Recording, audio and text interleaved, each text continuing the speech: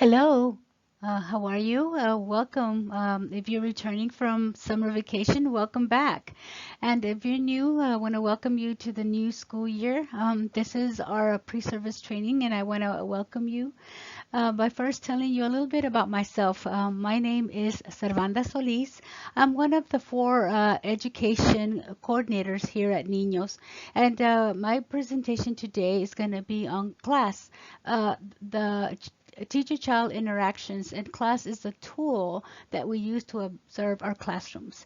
But before I get started, let me tell you a little bit about myself. I'm one of the senior coordinators, meaning that I've been here for many, many years, and I'm proud to say that because I love Head Start. I love what I do, and when I started, I was very, very young, not married, freshly out of college. Eager to learn and get started. And here I am, about 35 plus years later, with two grown kids, a grandma, and excited about our new school year. I've used some of my personal photos that here in this front page that I have here. I just wanted to share with you up there in the top right, I have my husband with my older grandson. I have two grandsons. The oldest at an aquarium, he's talking about interactions. We interact a lot with them, but here he's really excited about the aquarium and all the sea animals that we were able to see. Down in the bottom left, I have my newest addition to the family, my grandson Ricardo. At the time, right now he's 8 months, but there he's about 2 months. We're always interacting and talking to him, and he's grown and he's growing, and he really loves learning. He loves everything about life, I think, and I look forward to really doing showing him how this class or practicing on him how this tool works. And this last picture that I have is my grandson Mateo. He's the oldest. He's recently just turned 3. But I love this is one of my favorite pictures because he wanted to do a show for me, and he was telling me about dinosaurs and the dragons, and he knows all the names and what they do. So yeah, really, he really loves communicating, and he's my guinea pig. I love practicing this class tool on him, and I can tell you that it does work. So I'm excited to tell you about class, and if you're returning, it's a little refresher. I know. I hope you catch something new, and it's something that really, if you practice it in your classrooms with the children at any age, it's really a really great tool to have and to use in the classroom. So thank you and welcome again. On the agenda today, the first thing that I want to cover, of course, is that what is the class assessment scoring system? What is class? So we're going to go over that, and I'm going to tell you a little bit about the research leading to why we use this observation instrument. And then there's 3 tools that we use in our program. Of course, class comes from age 0 all the way to high school, but we use only the infant, toddler, and preschool class, and we're going to go over each tool today. And then before the session's over, I'm going to go over the self-assessment plan that we have here at Niños. We have many plans, but self-assessment is something that we do every year. So I'm going to go over the plan with you before we're through. And I'm going to just cover little things that we need to know.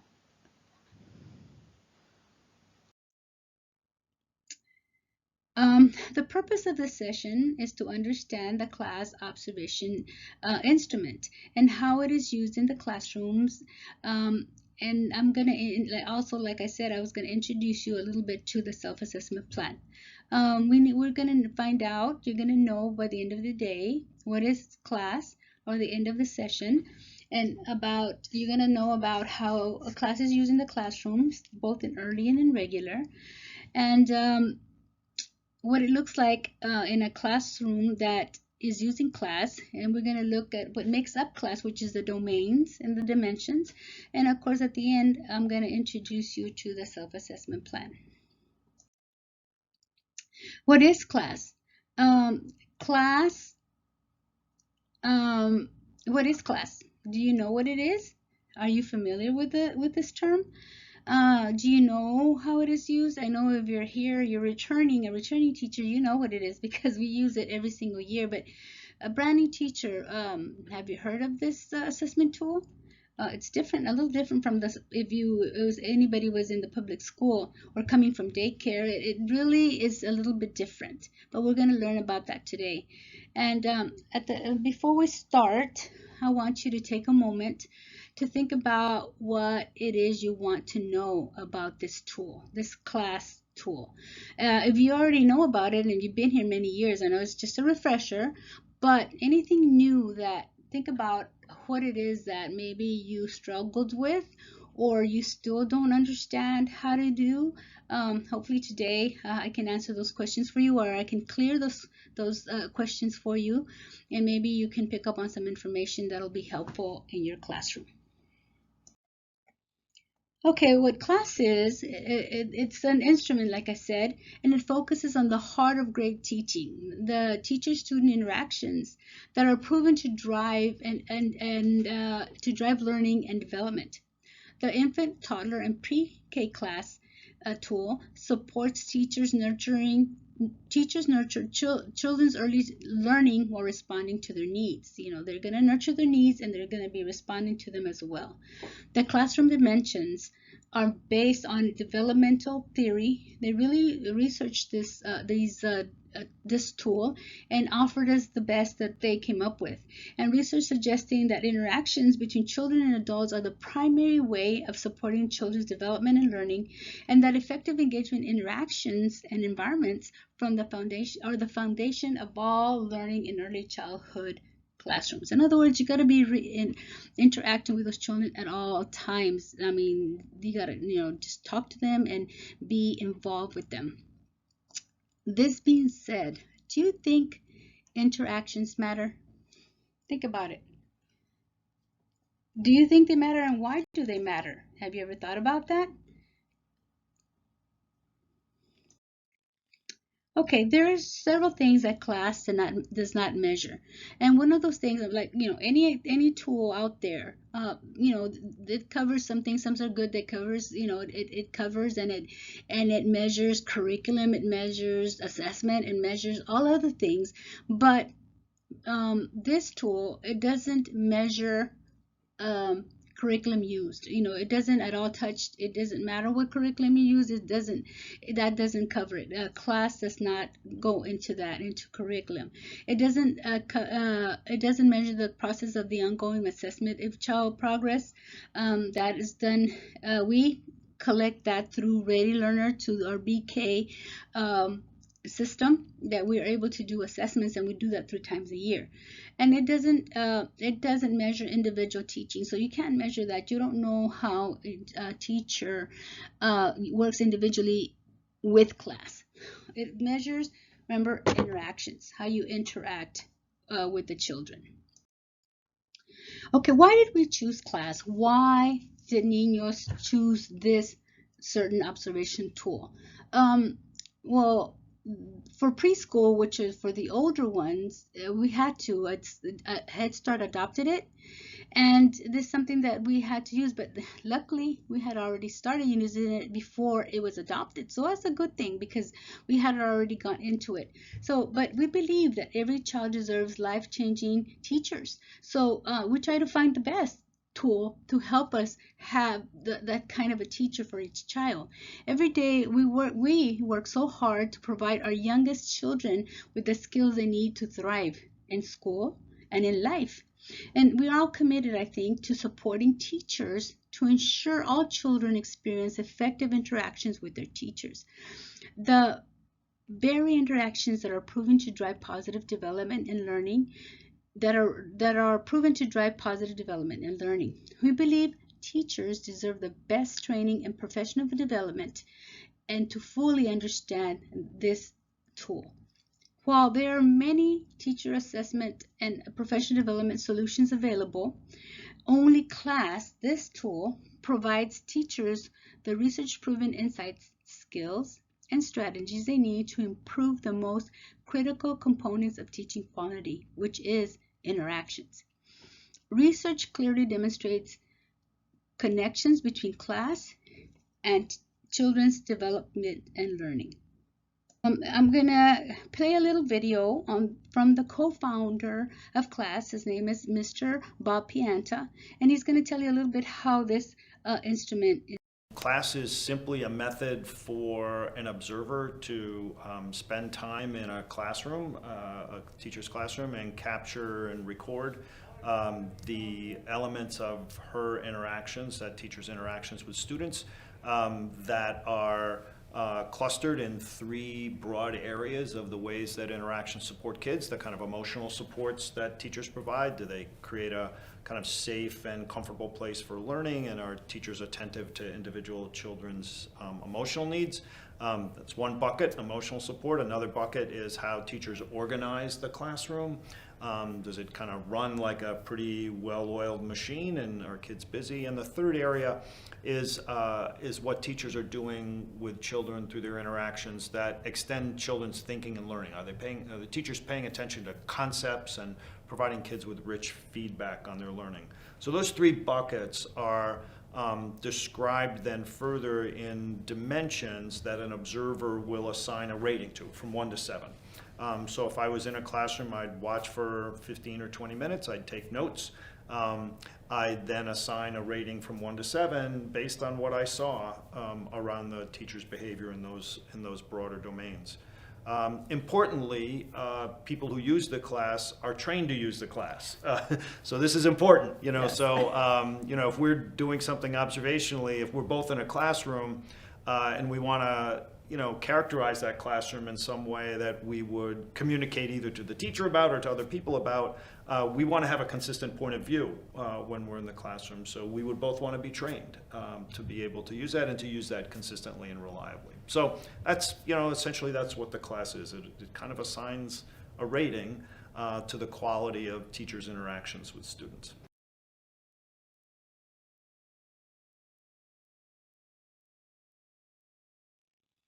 Okay, then, he talked about being certified, and yes, not anybody can just say, oh, well, I want to go and do observe with this tool. No, you can't. All of us here at the main office, which are our coordinators, which we are four, and all the mentors in regular, early, and toddler, early and regular Head Start are reliable observers, meaning that they went to a training, they trained and they tested and they passed, so now they can go and do this observation. And we have a manual that is our guide that we follow. If we're not sure where it is exactly that the score should go, then we have to follow our manual and look through it and kind of read up on it and see where it is to give the right score for everyone. So this right here, what you're looking at are the principles of scoring. Like Mr. Pianta said, it's a scoring tool that you give it a rating to from 1 to 7, 7 being the highest. 1 or 2 are low, 3, 4, and 5 are your mid scores, and 6 and 7. So I myself, as an observer, I would go to the classroom and do the observation, and then look to see what I'm seeing in the different dimensions, and we're gonna go through them. If they're most of them are in the low range, that I don't see a lot of those things that are happening that should be happening, or they're a little bit but not a lot, it might be a 1 and 2. It might be a 3, 4, and 5. We're seeing some things, but maybe not a lot. Then it's between 3, 4, and 5. So if you are seeing constantly it's happening, and even sometimes even more, it can be a 6 and 7, depending what's happening there at the time that we are visiting. Okay, this is the observation sheet that we take with us, and this is what it looks like. Actually, this is a pre-K observation sheet, and you can tell because it's got the 10 dimensions there. So we just to as an example, this is what it looks like on either tool, depending how many domains you have. So in dimensions, it'll give you a total. But this is what we have to. This is what we have, and this is what we use when we go to do an observation. We usually show up in the morning, whatever time we get there, depending on what it is that you're doing. We'll observe for 20 minutes. It can be either having breakfast, getting ready to do circle, whatever it is that you're doing. We're gonna sit next to you and do this observation. We listen to what's being said, we're looking at what's happening, and we're recording it on the sheet for every single dimension there. So by the end of the 20 minutes, all these little blocks have to be filled with comments of what we saw, what we heard, and then after the 20 minutes, we stepped out for a little bit and we'll give it a rating of 1 through 7, depending what we saw, how we saw it. If we're not sure, we have a manual that we look through, and we kind of to let us know where exactly it is that we need to put the score. And then we'll return back to whatever it is that you're doing at the time, and we'll sit for another 20 minutes, and we'll do it again on another observation sheet exactly like this one. And we'll do the same thing again for 20 minutes, take notes of everything we're observing, everything that we're seeing in the different areas. And you can see it really, really small. It says notes. So that's what we're doing. We're taking notes. At the end of the second 20 minutes, we'll step out again and we'll do the coding. We'll give it a rating from 1 to 7. And then we will end up with 2 sheets, right? And after those 2 scorings, then we'll continue on to summarize and give you a score according to what it was that we saw. We can do observations anytime during your day. The only 2 times that we can't do observations is, of course, and you understand why, during napping, because there's no hand interactions happening. And also, if you're outside doing outside activities or free play, we don't do observations then, because there's nothing structured unless you have planned something and you're going to do something outside that's structured and involves you teaching and involves you involving the children. Then we can do that observation. But most likely they like to go out there and play and run, and which is a good thing. So we don't observe during this time. So in total, it's 40 minutes, 20 minutes, and then another 20 minutes. And then that's, you have options to do more, but we do just 2 to get the score that you will get for class. And then the scores will help us to place you on a tier to see what teachers need more help. And we have 3 tiers. A tier 1 means that they're all our new teachers, and everybody that's new, that's learning and still have things that need to learn. Then we'll visit you 2 times a month. At tier 2 teachers, it's every other month, depending on how much help they need. And of course, our tier 3s are the ones that have mastered this tool and they know exactly what to do. We don't need to see them as often, so we'll do them every other month. So this really helps the class to kind of help with professional development, any kind of help you might need. Okay, this is a picture of the actual report you will receive after a class has been, the tool has been done and your classroom has been observed. This is the only report you're going to receive, and what it is a summary of the cycles that were observed in your classroom. Remember I said that we do 2 cycles. So after it would have been completed, you would have had 2 circles on each one of those under where it says start time under the cycle 1 and 2. 2 of those areas would have been circled, and you get the total at the end. Let's say it's a 7-7, so and the score at the end to the right, you would have 14. And because you would add them up, you have 14 and 14. And after that, you divide them up there to where it says responsive caregiving, because we have 1 domain in infant, so you would get 1 score. So let's say that it was a total of 14, then that half would be 7. let's 7 and 7 and then you divide all that by 4, depending what it is that you got. And then that gives you the average of the score. Since there's only one domain in infant, so then you only receive one score. So that would be the one that you would receive. And this is what it would look like. On this second scoring summary, this is the one for the toddler. And as you can see, it has two boxes at the far right because you have two domains. Even though you have 8 dimensions, you have two domains, and those dimensions are divided into the domains, and you can see that on the far right.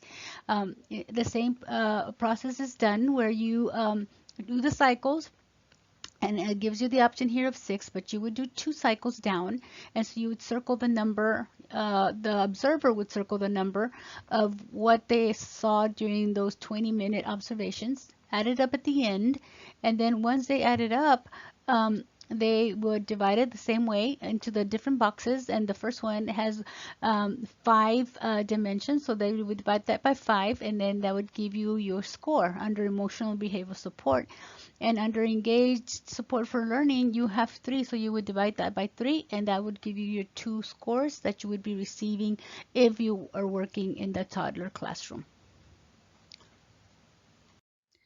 Okay, this is the preschool tool.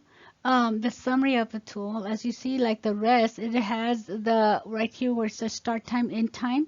Those are the dimensions that we have to see, and I showed them to you in the scoring sheet. And then at the end, once you add them all up, you add the cycles. And like I said, we had 2, so then this you would add them all up across.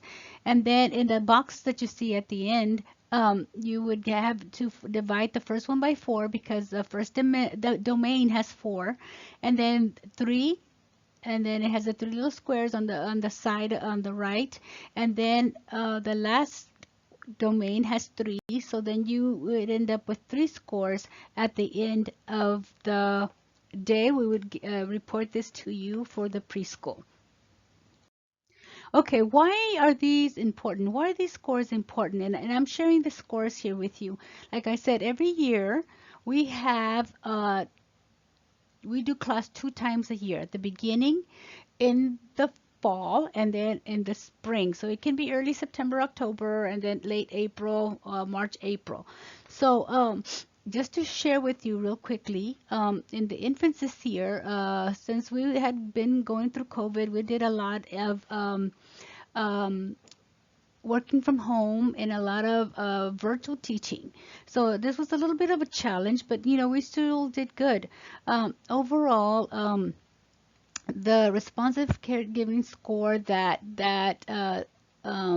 the national norm is recommending is a 4 for infant. If you see up there in the top left, the infant is a 4. So at the end of the year, they ended up with a 5.89, which is which is awesome, which is a little bit higher than what is recommended, but it's good. We want to. That's already on the top mid-high. We want to always get everybody over into the high area, which is a 6 and a 7. But that is good. If the 4 is the recommended, a 5.89 is very, very good. Okay, look down there at the bottom at the toddlers. The recommended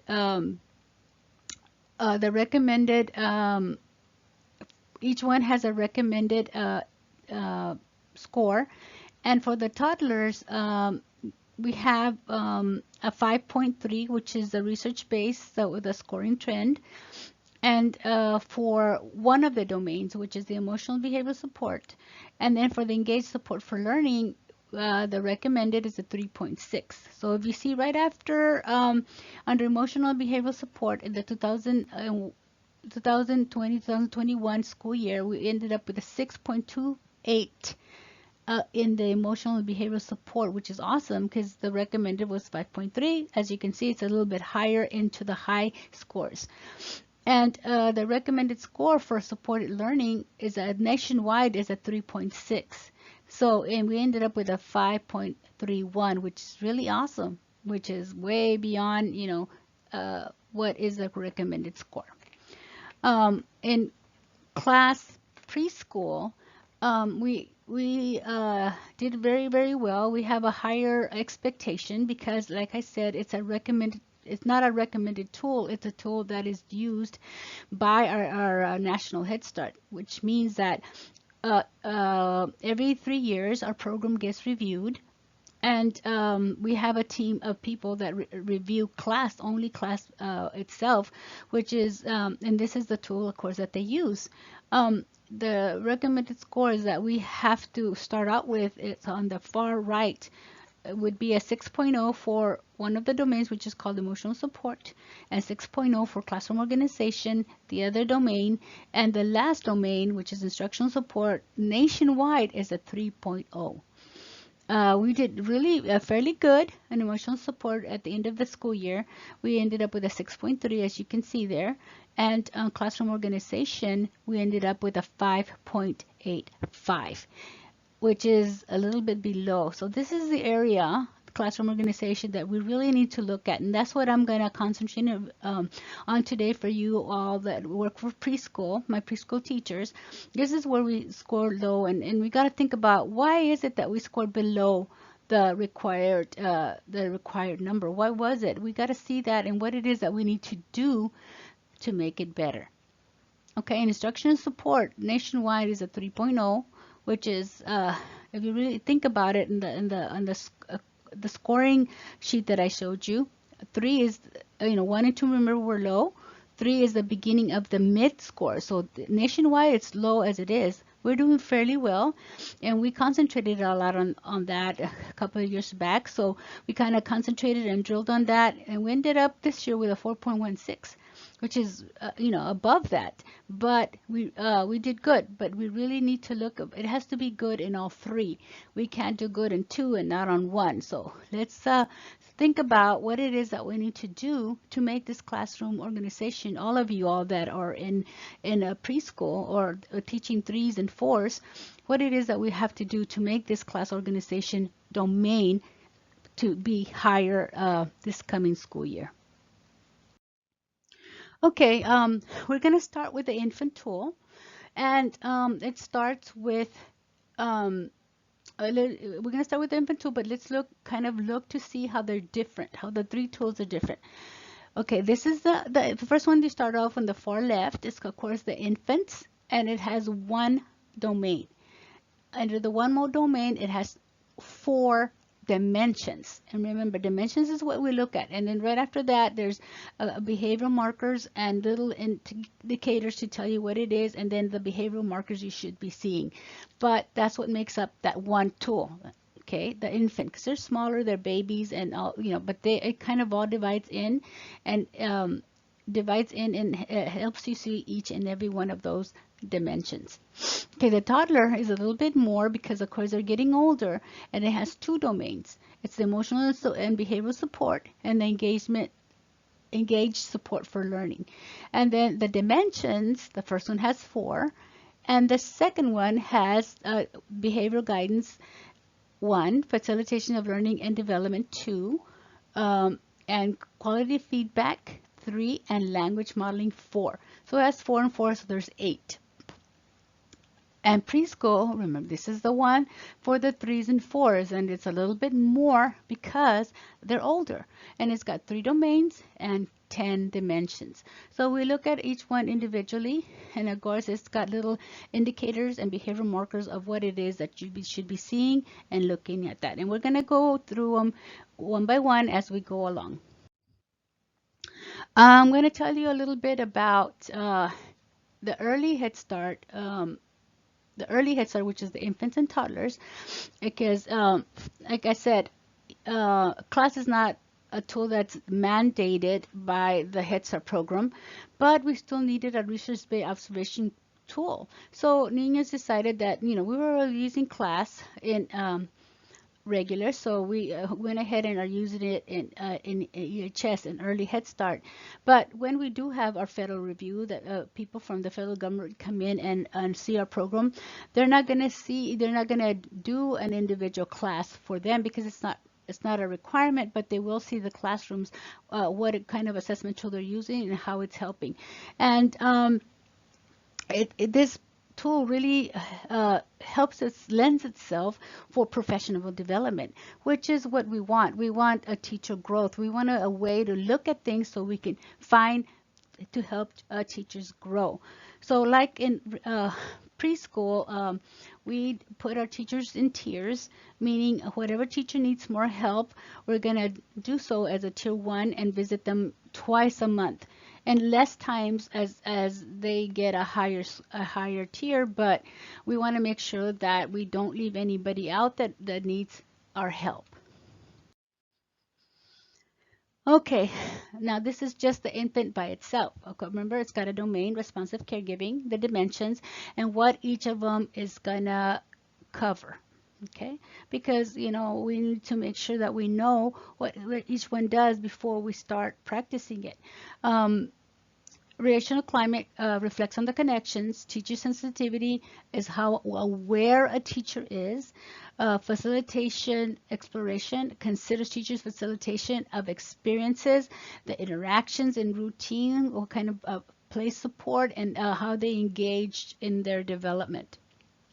And the last one is early language support, and that captures the amount and effectiveness of teachers' use of language, stimulation, and how they help them with the language. Remember, I was telling you about my my grandson, my youngest grandson.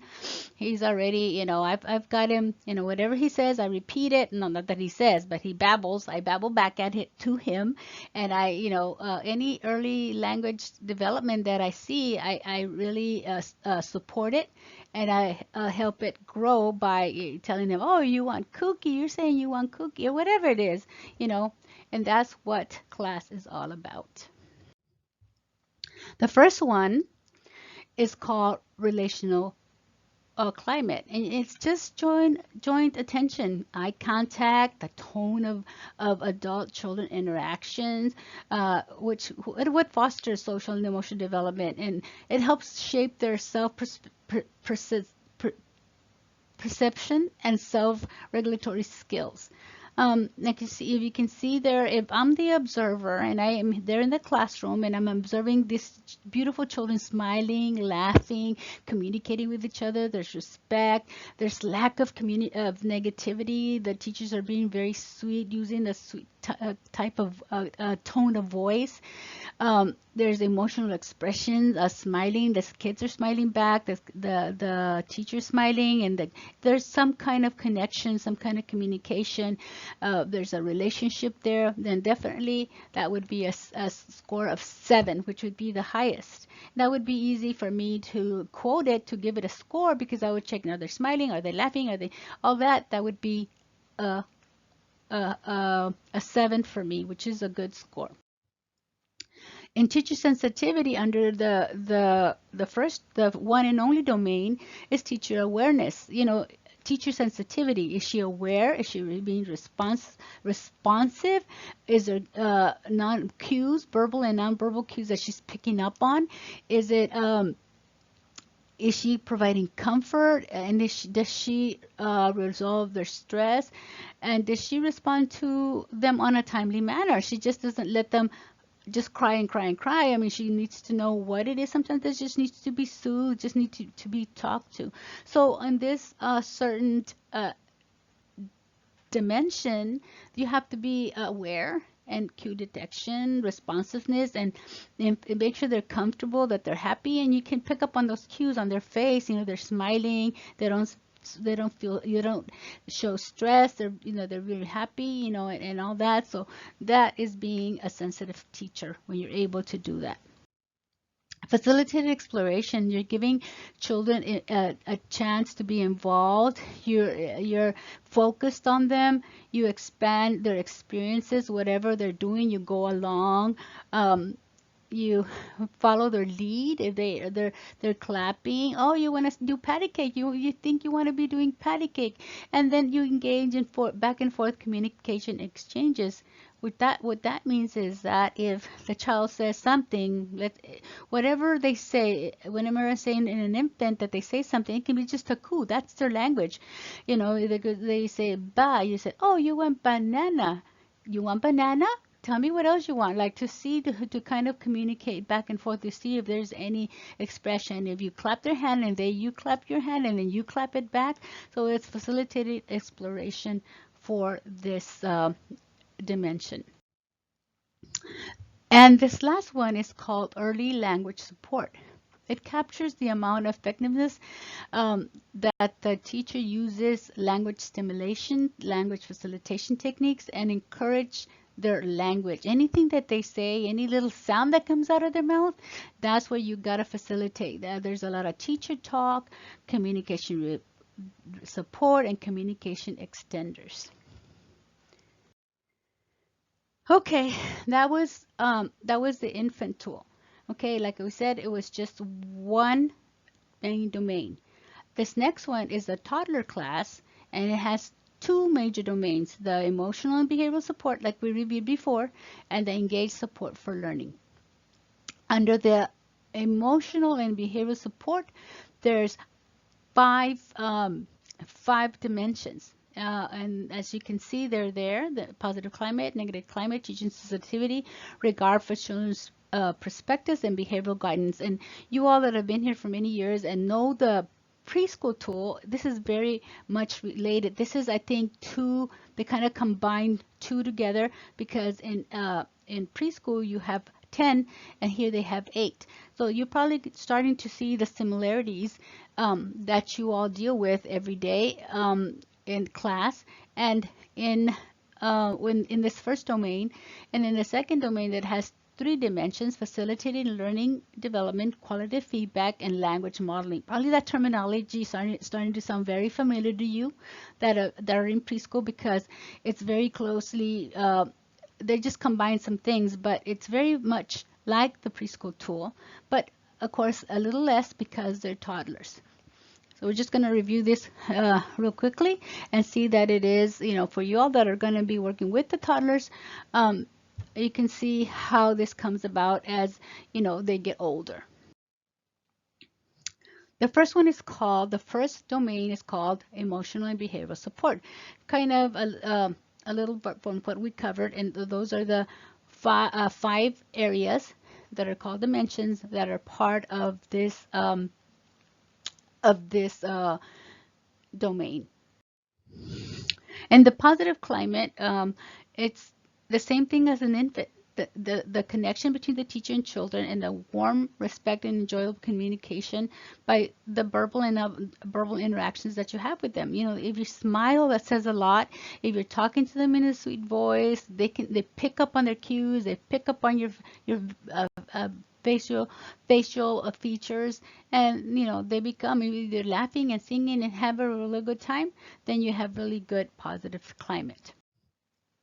Okay, negative climate is one that you don't want to have in the classroom. It measures the negativity, the frequency and intensity of teacher-child negativity. This is what it measures. Make sure that you don't have any of that. This is the only dimension in all of class that you want to have a 1. Okay, remember, the highest score you want to get is a 7, but this one you want a 1, because you don't want any negativity in your classroom. And anytime you see anybody pointing the finger, like you see in this picture, that is certainly negativity. Anytime a child picks up in negative and is screaming and upset and very tight, that is negative climate. When there's punitive control, when the teacher wants all that control, then that's negative climate.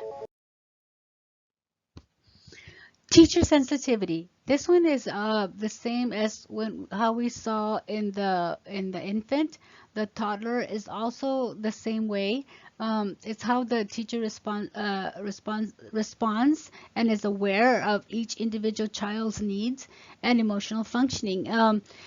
The extent of which a teacher is available as a secure base. In other words, how you see how the child reacts to the teacher, that is not afraid of the teacher, really looks for the teacher, and there's awareness and there's responsive, and they feel comfortable, that if they feel secure with this teacher, she's definitely sensitive, what she says to them, how she says it, and how each child is reacting. You know when a child is comfortable with someone, they don't feel afraid, um, they don't feel nervous. And like at the beginning of the year, of course, when they're learning and they're learning to recognize their teachers, they're a little bit, a little bit kind of distant, till they get to know you, for they feel confident. But you should be able to see that they are comfortable, that they're smiling, like you see in this picture, that they're, the teacher's smiling, she's interacting with them. So that's what you want to look for. That's what we look for. That's what you want to do as a teacher. Make sure that you're making them feel comfortable, that they feel safe, that that you're having uh, a positive interaction with them. To be a sensitive teacher, you gotta smile, you gotta be happy, you gotta show that, and they pick it up, they feel it. So that's the teacher sensitivity. The next one is a big word, and it's also one that is used in preschool. It's called regard for child perspective, which means that you're going to help them grow independent. You have to let them make choices. You have to support their choices. You have to, your focus is on them. You're a flexible teacher. It's okay if they want to do it again or they want to repeat, and you support that independence. You want them to say their own things, to do their own things. Like this little picture, I really like it. The first one on the top is because she's a little girl. She is a leader. Look, she's doing follow the leader, and they're all following her, which is good.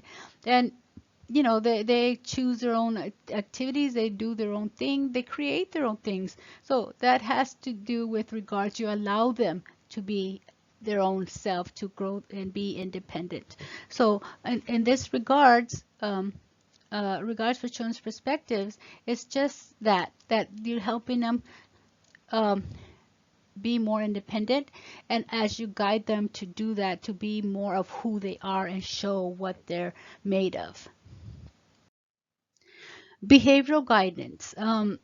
This is the teacher's ability to promote behavioral self-regulation in children by using proactive approaches, being very positive, supporting and guiding and minimizing the problem behavior. Start to show them how to problem solve, give them choices.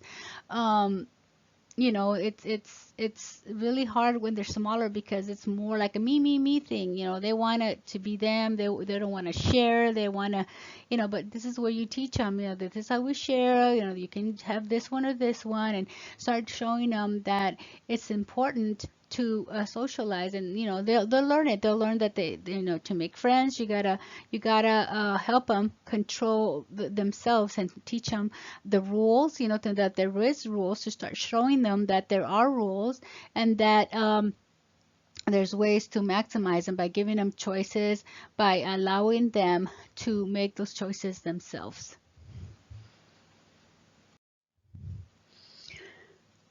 Okay, the second domain is called engage support for learning. And this is facilitation of learning development, quality of feedback, and language modeling. And I know that a lot of you that are in preschool say, yeah, we know about these. And the first wording is a little bit different because they're smaller, but it's almost the same thing. So either in infant or toddler or preschool, they're almost the same thing all as they get older. The first one under this domain is called Facilitation of Learning and Development. This dimension considers how well the teacher facilitates activities to support children's learning and development opportunities, how the teacher connects and integrates learning into activities and tasks. And under that, the areas of that are active facilitation, expansion of cognition, child's active engagement. This is how well she interacts and becomes part of their play, so they can learn, and they can learn from what's being taught to them. You're just giving them that extra things to work on, expand their thinking, and depending on what they're saying or what they're doing, expand that. Maybe just include some other things to open more their curiosity and see what things they can learn from that. On this next one is quality of feedback. And quality of feedback, for us that are in preschool, and we know it a lot because we have that one. And this quality of feedback is what it means is in response to what a child says or does. That promotes learning and understanding and expands our participation.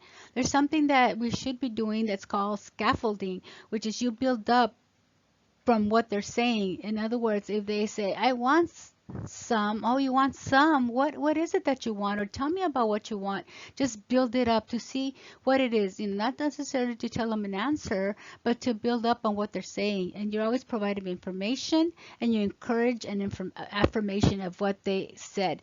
A lot of times, especially at this age, they say a lot of one word sentences, or 2 words, 3 words, and you kind of figure out is, oh, you want some, and what else do you want, or what kind do you want, some, so then they can expand their vocabulary. You're having a lot for them to pick up on vocabulary, on how to say the words, and especially use a lot of descriptive words, because you want a big one, you want a little one, tell me about what you want, so they can start learning language. So quality of feedback is how you respond to what they're saying, what kind of information are you giving them to kind of build up on what it is that they want to say. In other words, for what these children are saying, you want them to have learned something else of what they asked, and a lot of times they're just asking to kind of say, to see if this is the way that it is said, they'll say like this, yeah, you can say, yeah, what is this, and they say this, yes, this, what is this, like that. They can kind of get the meaning of words, the sentence structure, and things like that. And it's just not saying, a lot of times they're trying to say, you say, oh, yes, that, right, and close it up instead of trying to find a way to say something yourself to keep on asking the question to kind of get their thought across, to build up on what they're saying.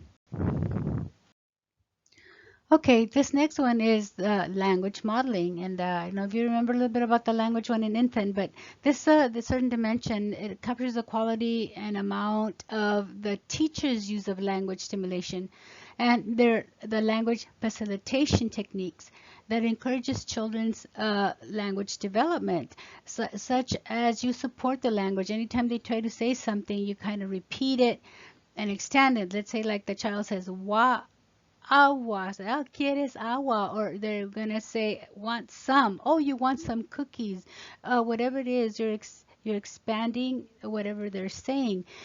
In self and parallel talk, you always want to practice this because it's very good for them, for their language development.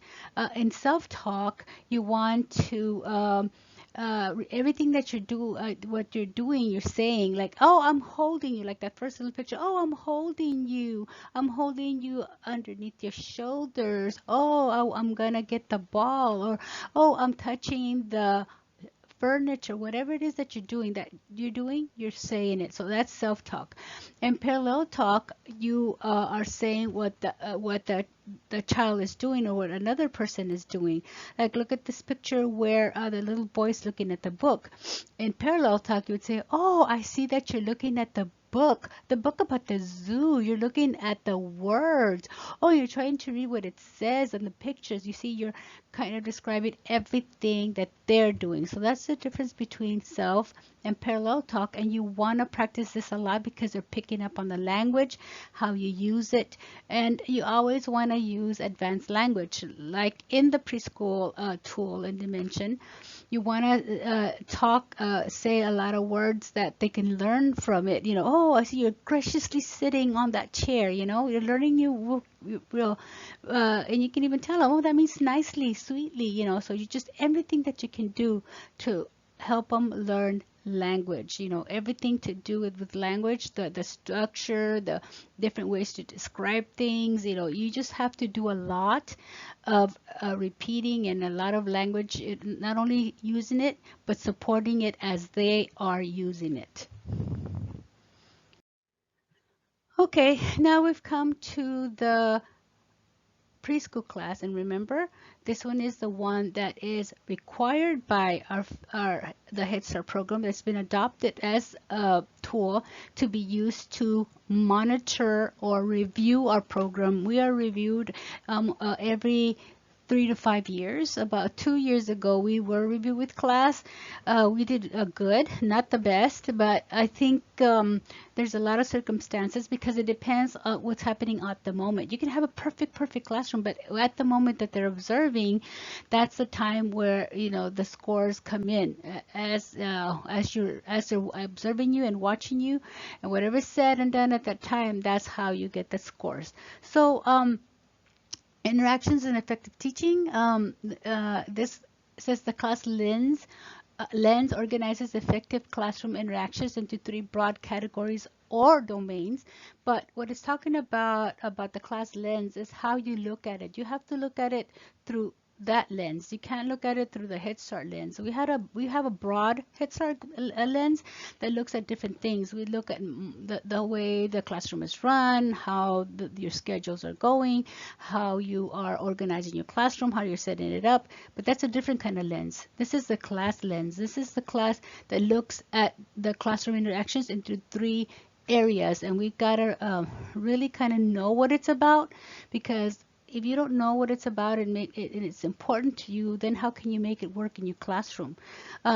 We have 3 major domains, like it's categories or domains, and like Mr. Pianta said it in the little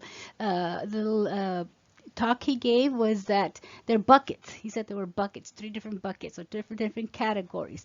Well, in preschool, there's 3, which is emotional support, classroom organization, and instructional support. So under there says support. But you got to know that these are equally important. You can score real high in emotional support and real high in instructional support, but like us, that we scored a little bit below the required number, which was at 6.0, then it's not, we're still considered low because it has to be all 3. If we would have gotten reviewed this past year and that would have been our scores, definitely we would not be going up for recompetition, which means that when a program scores 2 areas or score below the average, then the whole program can go up for recompetition. But luckily, that we've been doing fairly well in class, and that has not hindered our program at all. But we do need to somehow figure out a way to bring this classroom organization score up. So teachers that have been here for us for quite a while, pay attention to this classroom organization, and as we're watching it, we're going to see the whole tool, but as we're reviewing classroom organization, I want you to think, what can I do to make it better? What can I do to make it improve? Because this is where we're scoring the lowest, not necessarily one individual person, but us as a program, everybody together. And I'm sure that you all that had class already, your mentors talk to you, and you know that where it is that you need to improve. But most likely it was here in the classroom organization. And we got to ask ourselves why? Why is this happening? And what can we do to make it better? So think about that. And we're going to start the preschool class.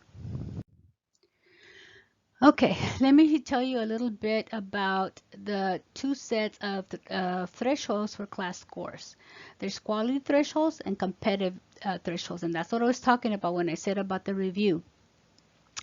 If anybody, like I said, if anybody scores a threshold for 1 or more of the class domains, the Office of Head Start, that's OHS, provides support of quality improvement.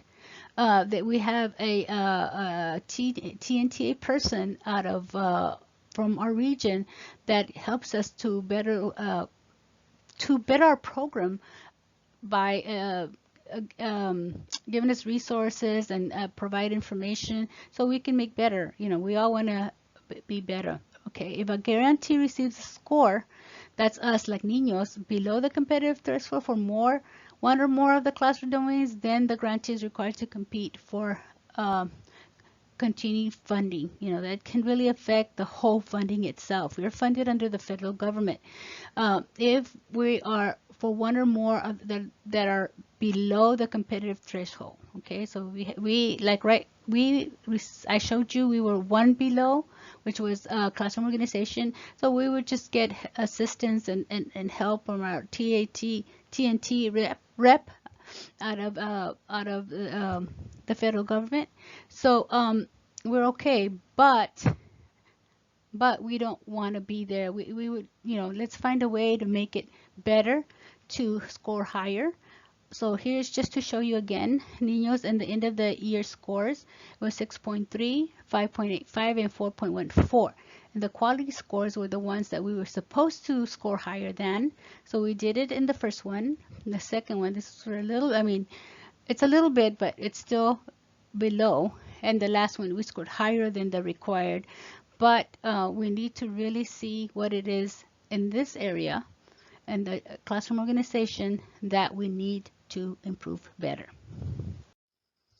Okay, under the emotional support domain, which is the first one, and the first one we did really good. What was it? 6.5, I think. It was really good. 6.8, I think it was. So, which include these 4 areas: the positive climate, negative climate, teaching sensitivity, and regards for children's perspectives. A lot like the toddlers, but just a little slight differences. Of course, this is under the domain of emotional support. Under positive climate, the children feel happy, relaxed, and connected to each other, just like the infants. They're excited about participating. Children have a secure base for learning. Teachers and students are able to get the most of their time together. In other words, there's relationship, there's positive affect, positive communication, and respect. So if I were to walk into a classroom and I started doing my class observation, and teachers were talking with the children, they were smiling, the children were smiling back, they were responding to each other, there was ongoing interactions, children were laughing with the teacher, asking questions, being part of, that's already a 7. You can right away see, with these indicators, I could say, yes, this is happening. This is definitely a 6 or 7, a high. So positive climate, you always want to be showing a happy face, smiling, being part of what the children are learning, and that is what positive climate is about. I think it's something that you feel more. There's little indicators, of course, and behavioral markers, what things we should be seeing. But if it's a happy place, a place that you go there and you say, oh, I want to be there, I wish I was in that classroom, then that is definitely a high positive climate. The next one, negative climate. On this negative climate, exactly like the one in the toddlers, you want to get a 1. And the reason that you want to get a 1 is because you don't want negative climate in your classroom. This is the only one that you do the reverse. The 1 is the highest. And of course, you don't want to get a 7 because 7 would be like too much negative climate in the classroom. And what negative climate is an environment that is free from aggression and threats to physical and emotional safety. I always tell, as I do the new teacher orientation, teachers that come in anew, I always tell them, be careful with your body language. Make sure you're in tune with yourself and know that you are not using negative, you might be saying something, but your face is saying something else. Your body posture, your things that you're doing with your face say a lot. We got to be careful with that because children do pick up on that, and that is negative climate. They pick up on negativity. They pick up where you're not really, you say yes, and you're looking somewhere else. You're not even paying attention because you're being sarcastic. Sometimes things that are being said, you don't mean to be sarcastic because it's a language that's been accepted in our society, but um, we are also licensed by the state. No, not only do we have federal guidelines, we have state guidelines, and each of our sites in any of our center is licensed by the state, which means that we need to pass they come and check and a check, I guess you want to say, before we are issued a license. They can come in at any time, any day, and they review your classroom. If they catch anybody, or they come in and something negative is happening, they have the right to cite us, and they have the right to close us down if it's extreme. I know that anything that happens in the classroom, if a child were to get lost, a child was to something happen, it has to be reported to licensing. But I'm sure that you've had that kind of training with personnel.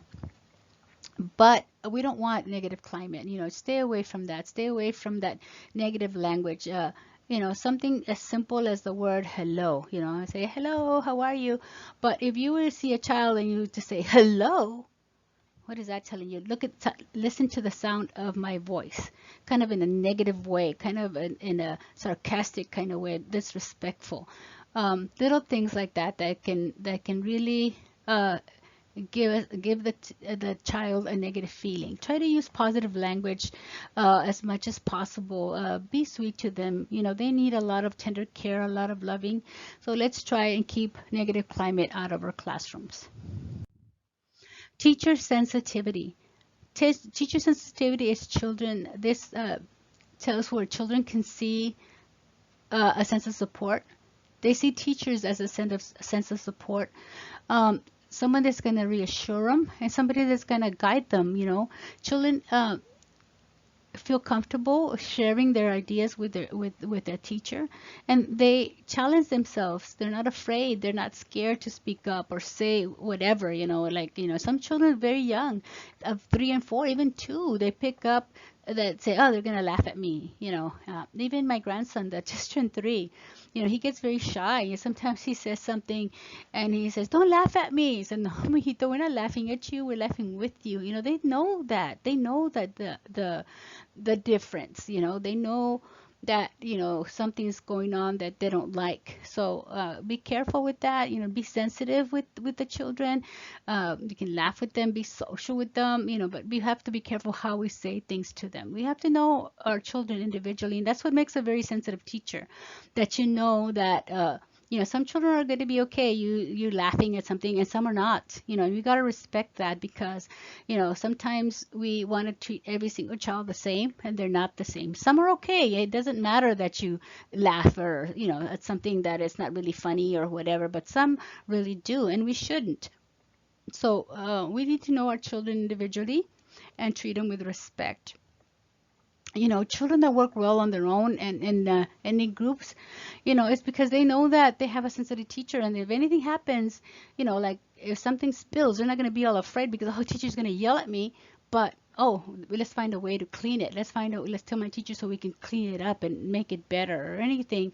We can't make them fear us.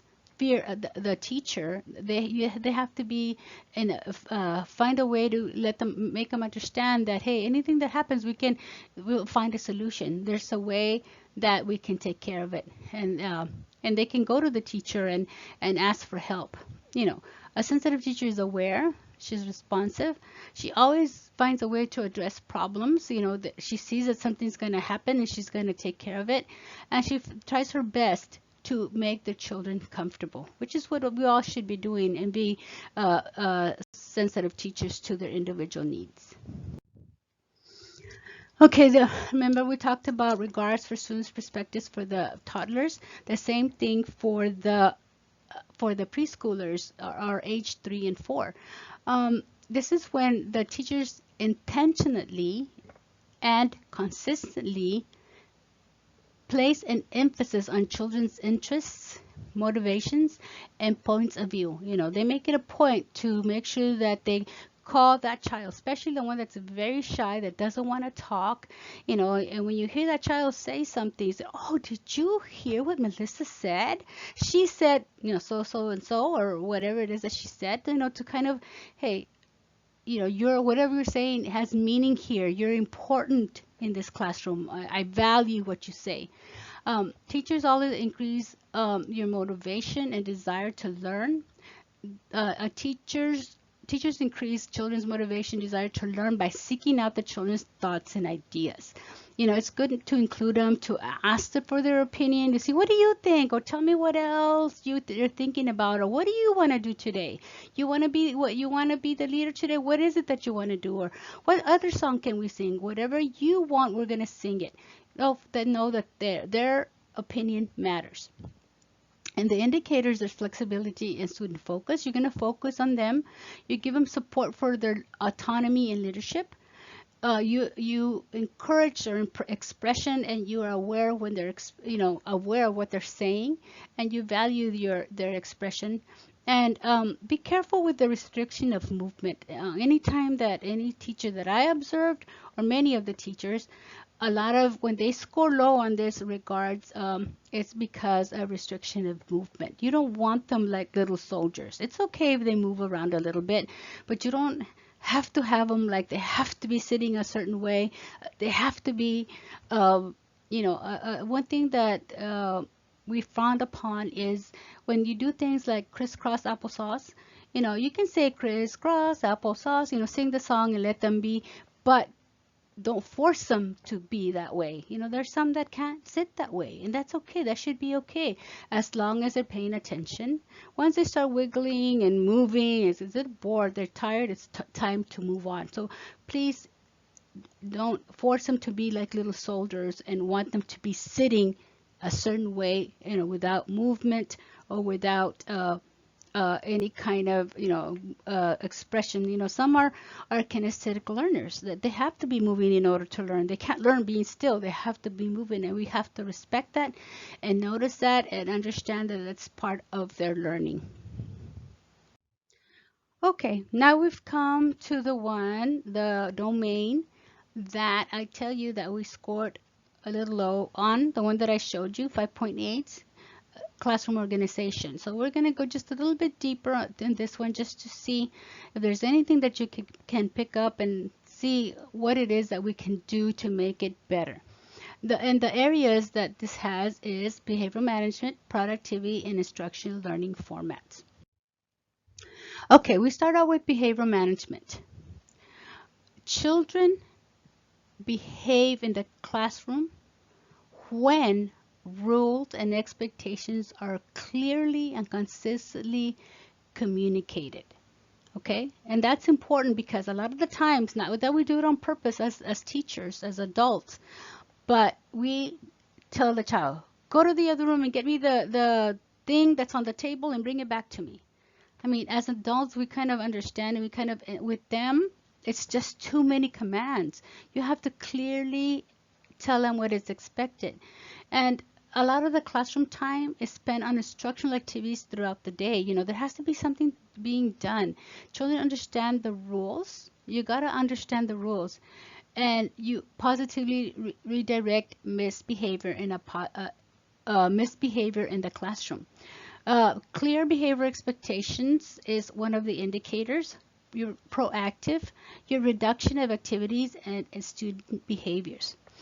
I'm going to share with you a little video so you can see what it looks like. And this is just a little teeny clip of a teacher, how she gets the children to come together and kind of listen to what is next and what it is that they're going to do. I don't know if you're going to be able to see it, but right at the beginning, they kind of flicker the lights or turn off the lights so she can explain, and everybody, listens to her instruction, and then she tells them, you got to communicate. You can't just expect them to know exactly what it is that they have to do. So let's listen to this little and see this little clip. Go do your job.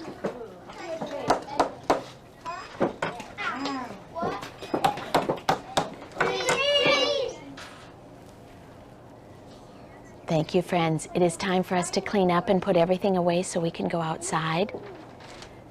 Luis, freeze, please.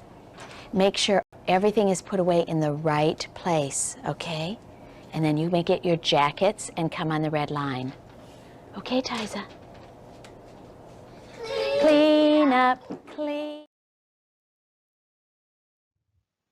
Okay, as you can see, it was a very, very small clip, but you know, she figure out a way to kind of, I don't know if you saw the lights go off and on. That was a sign to stop. You need to stop and listen, and then, you know, listen to the teacher's instructions.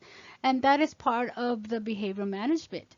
Okay, students are most likely to behave appropriately in the classroom when rules and expectations are clearly and constantly communicated. Behavioral management is proactive rather than reactive, and students receive constant praise for meeting expectations. So that is very important. We have rules in the classroom, as a lot of you know, and you know, review those. I had a teacher one time that she had them like in a little book, and they got a chance to each of them review them. Like we use our walking feet, we share whatever your classroom rules are. She put them. Of course, you have the poster of it, but then she also lets them have individual ones. And when they need to review one, she brings it out, and we use our quiet voice. Why is it that we use our quiet voice? Why do you think that's important? And what happens when you don't do it? What can happen? So that's why we have rules. You explain this to them so they can know that there's rules to follow, and there's consequences always to their actions. You know, and a good way to always get their attention again is like, oh, I like the way Maria is sitting with her feet nicely crossed, and then everybody wants to do it. That's kind of a way to bring them back to what it is that they're doing. Okay, we'll go on to our next one. This is called productivity, and children have a consistent level of learning throughout the day with few lost instructional opportunities. Okay, in the classroom, everyone knows what expected of them and how to go about doing it. It's very important that you know that there has to be ongoing. It's like they're like little busy bumblebees. You know, busy, busy, busy. They know when they're done with this, this is next. When you're done with this, and this is next. There's always you're always maximizing the learning time. Every single minute of the day is a learning minute. There's routines. You can tell that the children are used to a routine, and it starts from the beginning. So right now is the time to do that. I mean, it takes a little bit of time because you have to repeat and repeat and repeat. But once you get that routine down, your job is less stressful. They know what to do. Make sure that there's transitions. There's, you know, you're gonna sing a little song to get them from one thing to the other one, and you always have to be prepared. You have to prepare for what it is that they're gonna do. This is one of the ones that score very in the scoring of class. I've in my personal experience, this productivity is one of the lowest that I score because there's always stop sign. Kids look lost. They don't know what it is that they're doing. They're looking at you like, what are you talking about? I don't know what you mean. I don't know if on that day the teacher decided to do something different or they're not used to practicing that. It's very important that they have a routine, that they know what to do. This is like Mr. Pianta said it in his little clip that it should run like a well-oiled machine. And what does that mean? Well, I always imagine in my head, I don't know if you all have been to Mexico or seen at a tortilleria when they make tortillas. It's a little machine and it just keeps going. I always imagine that, you know, it goes into the big thing at the top and it's running through a little conveyor belt and all the tortillas are cooking and then it flips them over and it's just ongoing. And that's what it should be like. a lot of times encounter as observers, myself and my co-workers, we experience when we're doing class of kids that are just wandering around, don't know what to do, and this is already in March, April. They're lost. So we got to keep, that's where we plan. That's where we have a plan 1, plan 2, plan 3, just in case something doesn't work out. Okay, then you can do this. If that doesn't work, then do this, just to keep it going. Productivity is very, very important. One of the first time that we were observed with class, we didn't do so good on this area. And the reason why is that I guess we just didn't realize that they could do observations during our meal times, either breakfast, lunch, or snack, PM snack. I guess we just didn't really think about it, but yes, they can do observation during this time.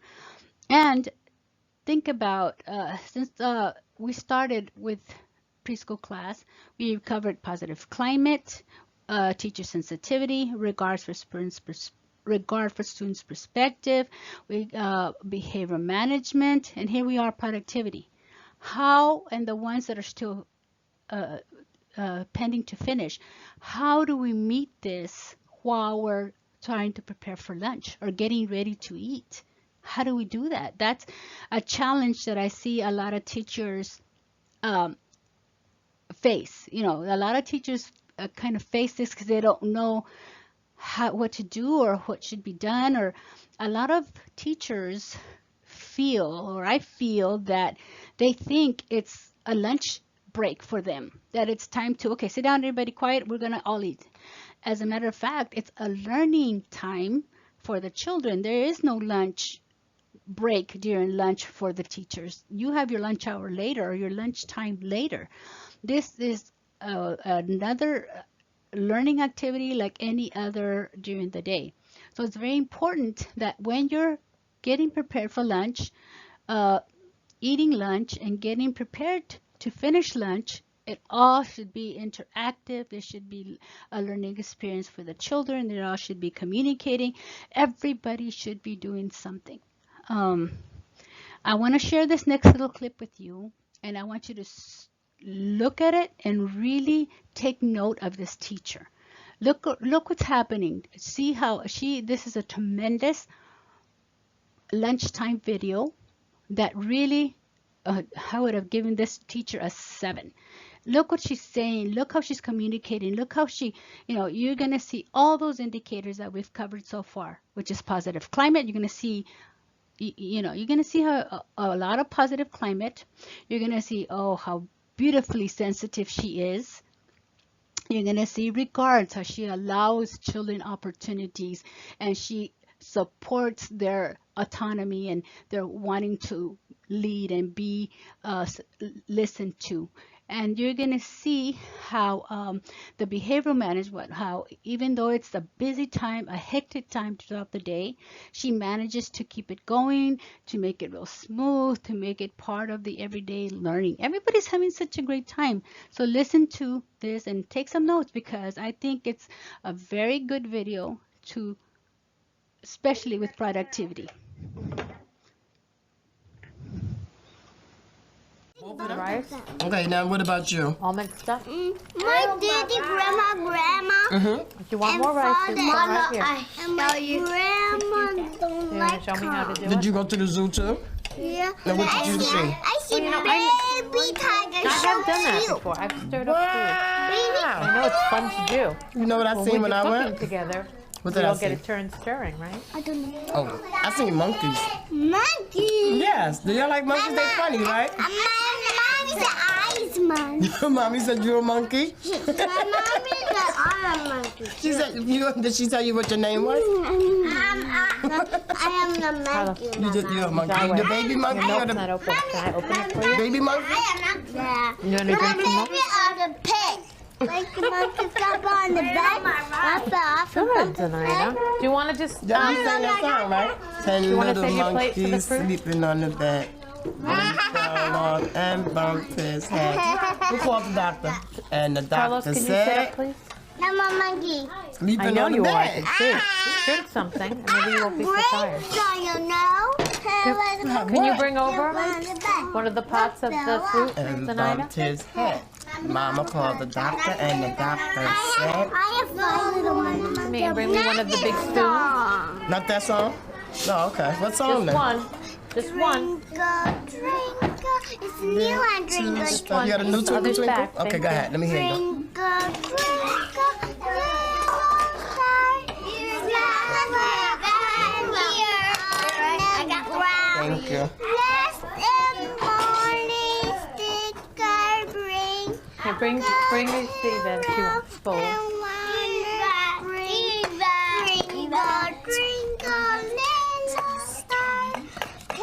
Now bring this one to Irina. Carefully. Hey, that was a nice one.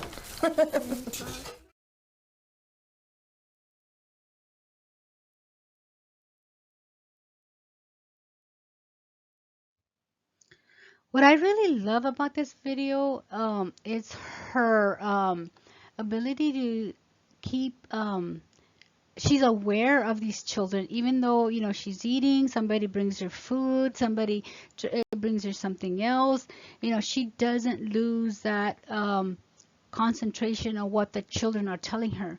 A lot of times, as teachers, we're really busy and they're telling us something and we're not really listening. They're saying a lot of stuff and we're not even listening because we're doing this and we're doing that and trying to get it. So this is really good. A way of really, this teacher really demonstrates how important it is to take everybody's opinion, listen to what's being said. She never loses, and I like the way she's moving her head like yes, I understand, and she's listening, and she never loses that eye contact with the child, and she just goes back to what the child is saying and participating. So that is a very highly, very highly productive classroom. So highly productive classrooms, you have to have clearly defined learning activities provided for students throughout the day. And it has to feel like Mr. Pianta said, a well-oiled machine where everyone knows what is expected of them and how to go about doing it. And you have to make transitions and management of activities quick and efficient. It has to be an ongoing, non-stop. The next dimension in the pre-K class is called instructional learning formats. And this is the third of the classroom organization. And instructional learning formats, this is ways in which teacher maximizes the children's interest, how she engages them in the ability to learn, how they the ability to learn from lessons and activities, how she manages to do this. And then when teachers provide instruction using many modalities such as visual, oral, and movement, and look for opportunities to actively engage children. You always have to find a way, the things you provide for them, the things that you have for them to use. This is all part of the instructional learning formats. You have to have effective facilitation, variety of modalities and materials, student interest, clarity, especially clarity of learning objectives. This means that they have to understand what they're doing and why they're doing it. Sometimes when teachers score low, I observe kids that don't even understand what it is that they're doing. They have no clue of what the objective is, and the teacher is just talking and talking and talking, and there's somewhere out there in outer space, and they have no connection, no understanding. They don't understand why they're doing what they're doing. They're just, they're listening. They're not even participating, and you can tell that they're lost. They don't understand the concept. So it's very important to tell them what it is that they're learning and what they're going to learn, and let them know everything before they get started. Like that, they can know exactly what it is that you expect them to do. Okay, let's watch this next little clip that'll, it has a little bit to do with what it is that you need to be showing them, things, visual things that they can see, that they can look at, that they'll be part of what they're doing. W. No. No? No. Somebody does have a V. Who is it? Me. Yeah. Travis, stand up and say, just like me. Just like me. Stoop down. Does anybody have an X in their name? No. No. How about a B? No. How about an F? No. How about a C? No. Nobody do How about a D? No. Aiden, Justin, you need to stoop. Just like me. Good job. Ready? E. A lot of you have E. I do. Just Stand- like me. Just like me. Good job. Ready? I do. H. A lot of you have H. Say just like me. Just like me. Good. A lot of you have this. I. No. Just like me. Just like me. Ariana, you're right. Justin's right. Erica's I got one. and Erica and Aiden. Stand up. Look at all these people. You and I are the only ones sitting down. We don't have an eye, do we? No. But we have. Everybody sit down. A lot of people had eye.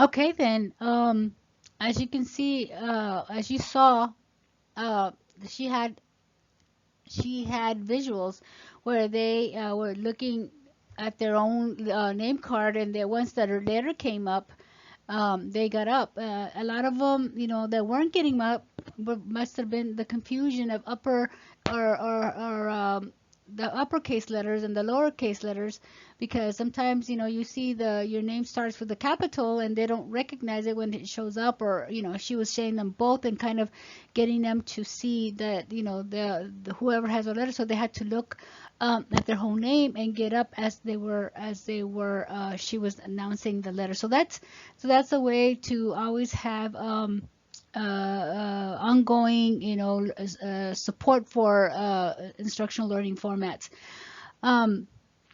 In order for teachers to provide high quality learning formats, it's when you provide interesting and stimulating material instruction.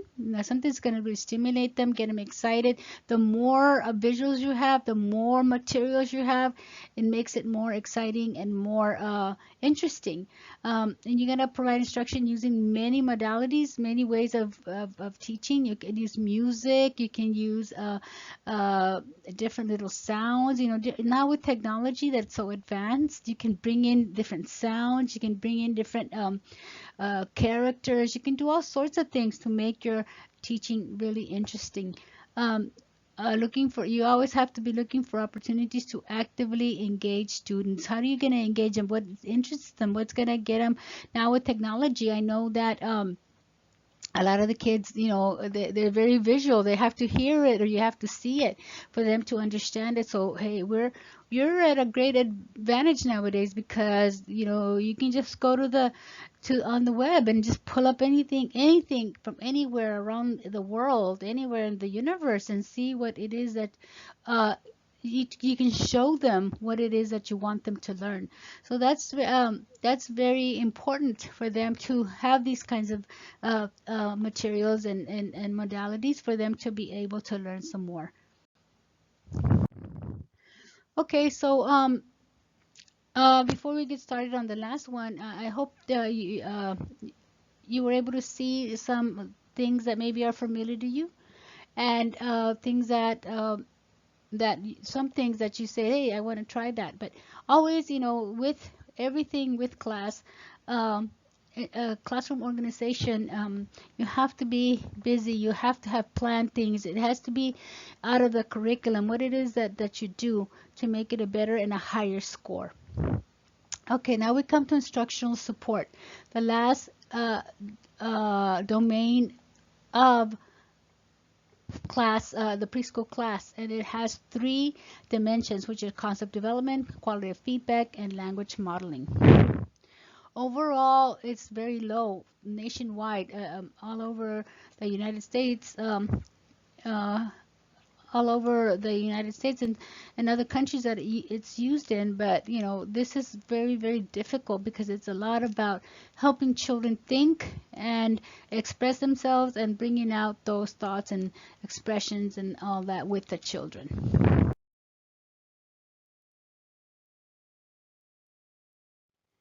The first one is concept development. Children obtain a deeper understanding of concepts and develop analytical thinking skills.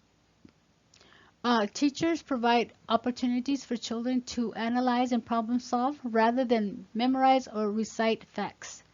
And teachers contribute to children's interest in exploration, ability to apply knowledge to the real world. And this is important because in this dimension, it's very important. We got to see a lot of children that they're learning, that they're asking a lot of questions, and you as a teacher are trying to pull them out and help them, you know, kind of connect things that they're thinking about. You have to analyze and reason. You have to be, there has to be creating, integration, and especially connecting to the real world. Okay, like a lot of things that they do, you want to say, well, remember when we did this? Also, how do you do that at home? How does your mom do it? You're connecting them to the real world. Where do you go to shop? Where do you see these things? You know, you got to connect it to things that some things are real and not real to them. So you got to always help them see the little things that so they can learn about them, so they can be more inquisitive and want to learn more and ask questions about it. And you help them create ideas and a lot of this is the concept where we, I mean, this, I'm sorry, this is the area where we get to see a lot of grafting, a lot of estimating, a lot of using scientific ideas. You know, what is your idea of that? What do you think will happen if? What do you think will happen? And well, you want to try that? And what else can we try? You know, different things that they can think about and create. You know, this was makes your out of this world thinkers, and to help them think, help them kind of summarize in their head what it is that they want to talk about, what they want to say. Give them the opportunity to express what it is that they're thinking about or what they want to happen. The next one is called quality of feedback. And just like the toddlers that we just reviewed, quality of feedback helps children obtain a deeper understanding of concepts and provides motivation for children to stay engaged in and get the most out of lessons and activities. Feedback works best when it helps children to enhance their knowledge and get them to understand how they came up with an idea rather than simply focusing on getting the right answer. And that's very important because a lot of times as teachers, we want to just tell them because we're teaching, right? We tell them and tell them and tell them and tell them. And I've been in observations in classrooms where we never hear a child talk. The teacher talking tongues, and oh, that's beautifully said. Yes, the teacher's providing a lot of information, but with quality of feedback, it has to be in response to what the child is saying. So anytime that a child asks a question or says something or wonders about something, then you feed on that and ask her and you scaffold and you give them feedback loops and you prompt their thought process, like, why do you say that, or why are you asking that? And you're going to provide a lot of information and you're going to encourage and affirm what they're saying. I try a lot of quality of feedback with my grandson. Like I tell you, my oldest grandson, he's always very inquisitive, like I said, and he's always asking questions. One time he was playing outside and I was there with him, and he said, look, Grandma, those are tracks. And I said, those are tracks? What kind of tracks do you think those are? Because I think they're dinosaur tracks. Why do you say they're dinosaur tracks? Look, Grandma, they have little, it's their footprints, and they're gonna, and the dinosaurs are coming. And he had a lot of things to say, you know, just by me asking, you know, just one little thing, just to say something to help him think some more and wonder some more. And I could have just simply said, oh yeah, that's what they are. They're tracks, you know. And but you know, that's the beauty of scaffolding that you build up and trying to see what it is that they're saying. And then you know, you can add, you know, you can add a lot of things to what I'm saying. Why do you say that? And tell me more. And what else do you mean? And do you mean this, or what are you thinking? You know, things like that, to get them to think some more, to add on to their thinking. And I can't, you know, just solving them or answering their question kind of just shuts it down. You're just gonna say, okay, what else are they thinking? Where is their thoughts leading them to? So, you know, a lot of that helps the child learn, and they tend to want to ask more and know more and ask a lot of questions. So us as teachers, we got to keep that in mind and do all the scaffolding and asking those questions. And even though you want to answer their question, you know, you just keep you know, asking, you know, for them so they can think about it themselves. I just want to share that one time I had a teacher that told me, ma'am, sometimes I feel so dumb.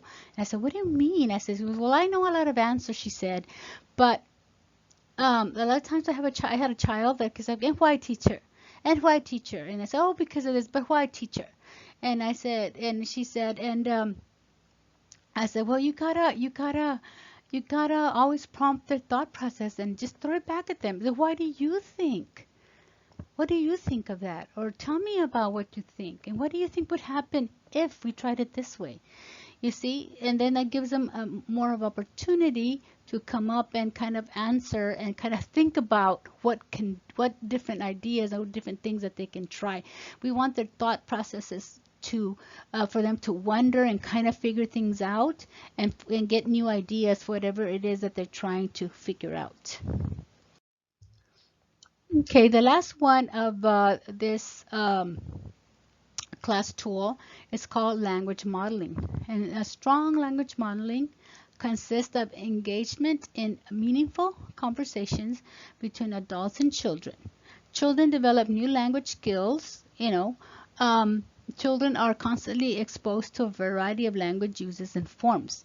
It is very important to talk a lot, give them the chance to talk to each other, to you, and to have conversations. There has to be freaking conversations. And as well as how I was telling you about the toddlers, you had to have open-ended questions. You know, you got to ask them questions that they have a lot of different answers to. Because if you ask them a question that is close-ended, you're going to always say, they're just going to answer with one thing, because there's wrong ways to ask questions. You know, a wrong way to ask them, if you ask them, what color is it? They're going to say red, white, blue, orange, and that's it, right? Or you can tell them, tell me about that picture, right? And, or you can ask them, if you ask them, do you like eggs for breakfast? So what are they going to answer? Yes or no, right? So a better way to ask it, you know, ask them, what do you like to eat for breakfast? You see how it gives them more of an opportunity to think about and answer in a lot of different ways. So let's make a pact with each other right now, and always think of how we're going to ask these questions. And if, you know, ask it in your mind, and if it's, you're going to give them just the opportunity to answer in one way, then that's a closed-ended question. You got to figure out how to say it in a way so they're going to answer in a lot of ways. So that's open-ended questions. There always has to be repetition and extension, just like the toddlers. We got to extend what they're saying. A lot of times the children that are second language learners, they make a lot of adding on English and Spanish, co-switching from English to Spanish. So we got to make sure we tell them the right way. You can say, esto es un dog, right? No, and say, no, this is a dog. Este es un perro. You know, the whole complete sentence, so they don't get confused, you know, or, you know, say it in that way. They have to start understanding that, you know, whatever they say, dog, oh, you like the dog, you know, to repeat it. Also in this one, we have the self and parallel talk. like I was telling you, if you remember from the toddlers, we said that the self-talk is the one where everything you say, everything you're doing, I'm sorry, you say it. Everything you do, you're saying it. I'm walking to the bathroom. I'm washing my hands. I'm putting my hands under the water. I'm scrubbing my hands together. Do you see me doing it? Well, that you're painting a mental picture for them because they're listening to you and they're seeing the action, so they learn a lot faster that way. So remember, that's self-talk. Even though you can't see me, you can imagine me doing that. So that is self-talk. Everything you're doing, you're saying. And a lot of teachers have a problem with this because I feel weird. So, but they learn a lot with language. They're listening to you. They're little sponges. They're grabbing everything. The difference from parallel talk, where you're saying what they're doing, you're showing. It's like if you're a commentator, you're saying everything that child or that person is doing. My teacher aides that are here, if you're a teacher assistant, that really is a good one to practice for you all, because you spend a lot of time with them. Your duties ask you or allow you to be a lot of time with the children, when you take them to the bathroom, when you take them to wash their hands, when you set up the table. You can be doing, I'm walking to the table, I'm picking up the plates, right? That's self-talking. You can tell them, I see that you're taking the food and you're putting it on the table, you're opening up the lids, whatever they're doing, you say it. And then also, like the toddler, you have the advanced language, where tell them about all the beautiful words we have in this language. That's beautiful, that's gorgeous, that's absolutely lovely. Just introduce them to a lot of vocabulary words, and you can tell them, hey, when you say lovely, that's like being precious, like being beautiful, like being gorgeous. Introduce all those words to them. That's very important. When they get to kinder, they're already requiring them to have, I don't know how many vocabulary words they're expecting them to know. But, in right now, they're in an advantage because they hear a lot on TV, on the internet, on their tablets, But it's good for us to just repeat and share that conversation and talk to them. Use advanced language, and before you know it, they're going to be using the same thing. They everything they hear from you, everything they hear, they'll repeat it and they'll say it. So show them a lot of language, a lot of vocabulary, and use your letter wall. Any word that you discover, that you find, that you choose, that you show, put it on the wall so they can see it and they can use it and they can manipulate it and they can make it part of their world, because that's what we want. We want them to learn a lot of new words and to use them in their daily conversations and the different things that they're doing. Okay, so we covered all the areas of class. Now let's see some recommendations from the study, from a study, and this is research into practice. Okay, don't forget to transform meals, transition, and personal care activities into occasions for facilitating children's learning. Any little time, like that's productivity. Always there's a time to learn. The learning goals must be intentional, not a hit or miss type of thing. What this means exactly is that don't think, oh, well, I'll touch it tomorrow. You got to plan it somewhere. You always have to have your class indicators and class dimensions close by. So when you're planning your day, you're planning your week, or your 2 weeks, you say, oh, right here is a good time for me to practice this, or oh, it's a good time for me to say this, or oh, look, this is planned, so this is a good time for me to let them practice the regards right here. Allow them to do that for themselves. You always have to find the right time, but it has to be planned, and it's not, you can't say, oh, it might happen here. No, it can't be just I'm saying it's going to happen. It has to be intentional. Always seize opportunities to scaffold children's learning. Almost all activities, regardless of the learning setting, offer opportunities to scaffold their learning, constantly seek for opportunities by you always ask questions, ask a lot of questions, ask a lot of questions, introduce new ideas, extend a children's line of thinking, and make scaffold learning a more prominent approach. Always ask them why, tell them, add a little word, say a little something so they can keep learning. Okay, I want to tell you a little bit about the self-assessment plan. Okay, as a program, we must monitor program performance. That's one of our mandates. Every year, we have to monitor our performance. We have to have an ongoing assessment of programs that oversees a program oversees progress towards program goals. We always have to make sure that our program goals are being met and what it is that we are doing to fulfill these goals. Every year we come up with new goals and what it is that we plan for that year and make them become a reality.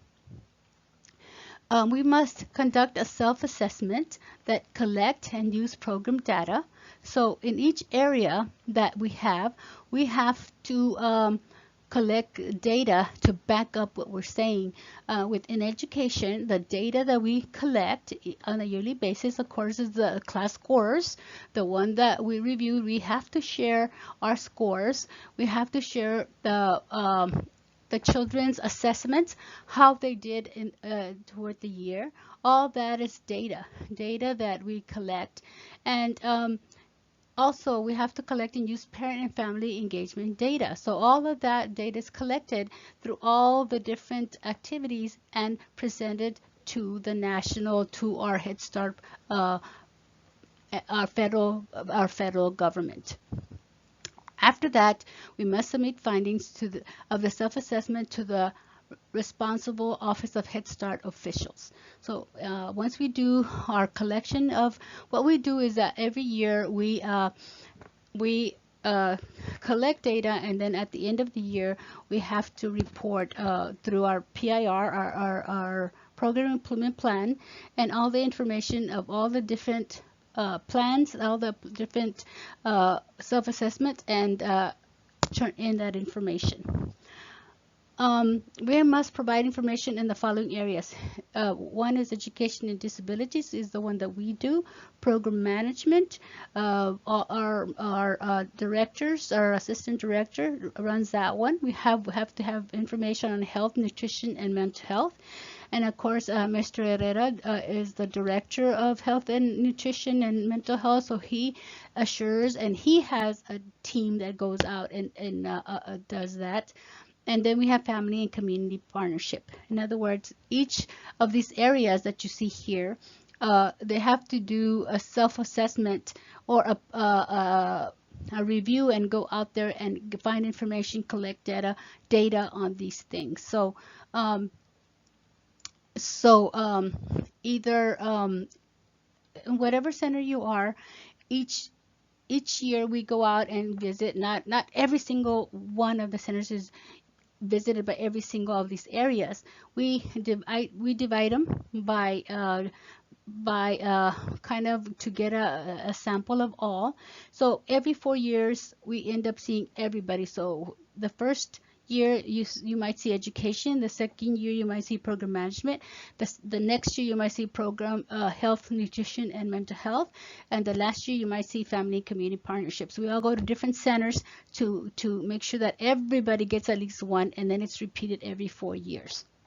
Okay, then we conduct self-assessment on a yearly basis, which is what our education self-assessment, we did different centers, of course, like I was telling you, from the other areas, but everybody got visited by somebody. And then we need to provide we provide information for all centers, meaning that centers are rotated on a 4-year cycle, which what I was telling you about. That then all that is recorded. All the departments share their information, and then it's reviewed and reviewed and sent in a report to the Office of Head Start. Okay, these are the steps to self-assessment. And stage one is preparation, and then it starts as early as September when we develop of the year prior. Okay, so in this September we're going to prepare for the development of self-assessment plan, provide the policy council members and board members with copies of the plan to review and input and recommend. In the summer, like right now, we're already kind of reviewing our plans and updating for the new year and to see what it is that we're gonna what changes we need to make and kind of update it. And then around November, December, we present the process to the policy council and the board for approval. They're going to review it, they're going to consult us on it, and they're going to approve it. And then around February, we start recruiting participants to serve on the self-assessment team. We had a lot of teachers. We did it a little bit different this past year, being that we had just gone through COVID and we were kind of at the last part of COVID. We needed to do everything online. A lot of the self-assessment, all of the self-assessment was done virtually through the computer. We visited classrooms virtually. We met with our teams virtually, and we visited the different sites, the different teachers. We interviewed parents, we interviewed staff, all virtually to get a complete report of our self-assessment.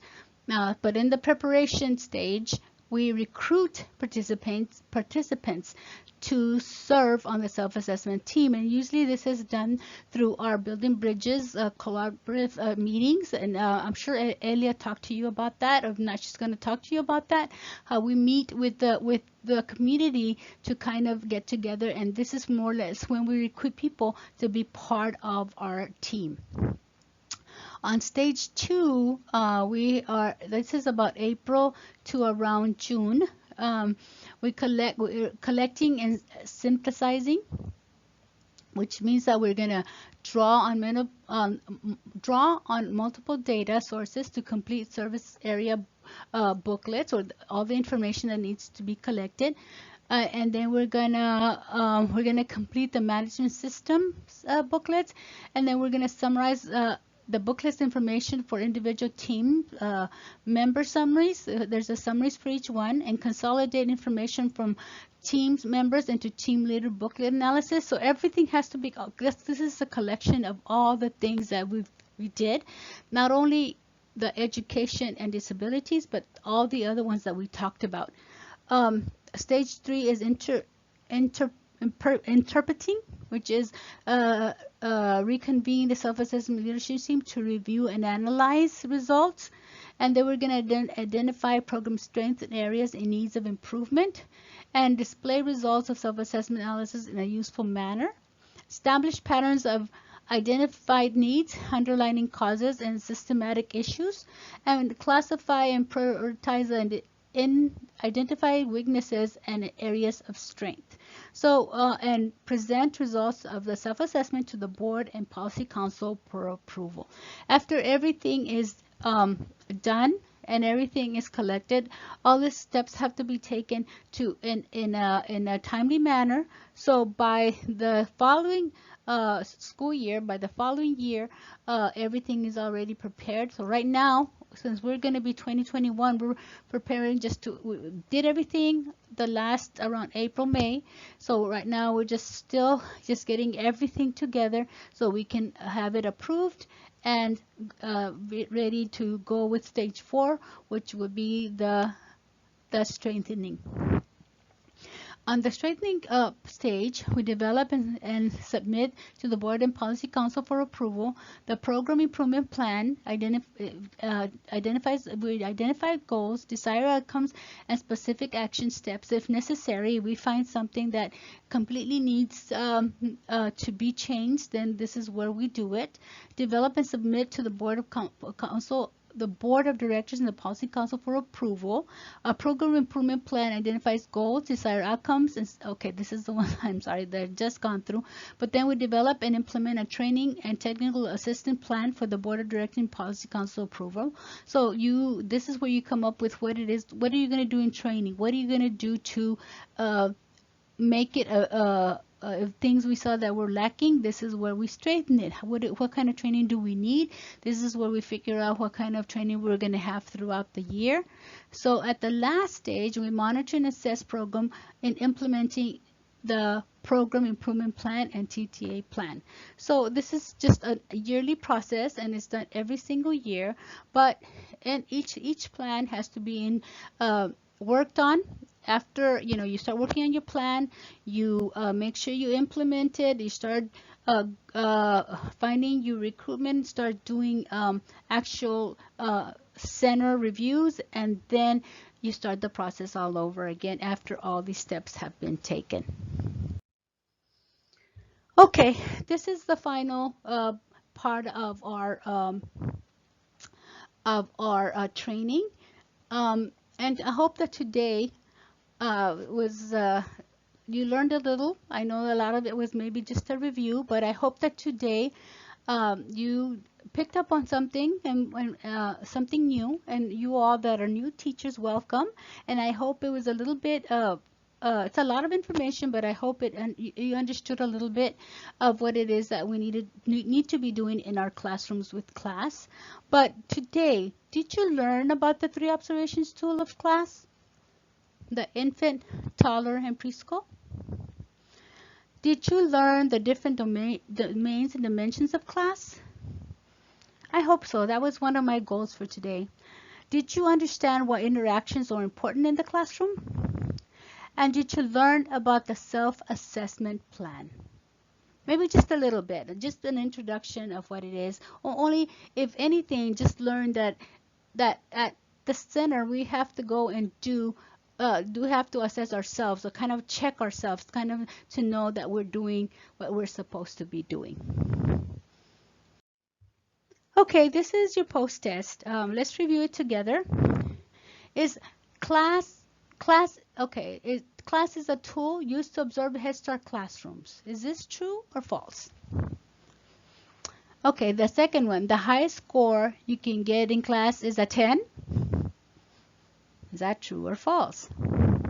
3, self-assessment is conducted on a yearly basis. Is that true or false?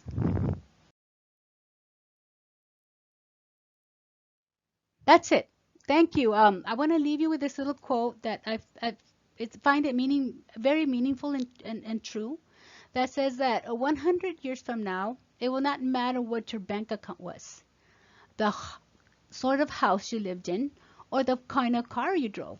But the world may be different because you were important in the life of a child.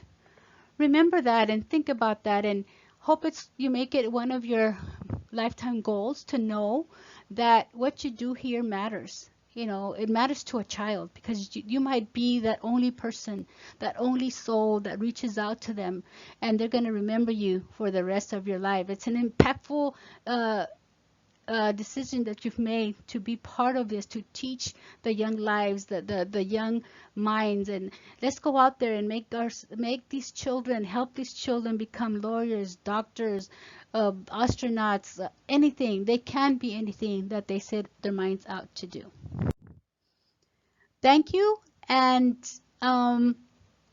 if any questions, comments, or anything that you need from me, contact me at servandasolis@niñosinc.org, or contact me through Microsoft Teams. We are all connected through the Teams. Once you get your email, you can be connected to Teams. If there's anything that I can help you with, please feel free to contact me. I'm hoping to see everybody. I probably won't directly see everybody one-to-one, but we are divided sites, and I hope that this year will be a better one than last year. Let's make it great. Let's make it impactful. Let's go out there and show the world that we are the best teachers that we can be for these children, for this team, and for this program. Thank you and welcome again.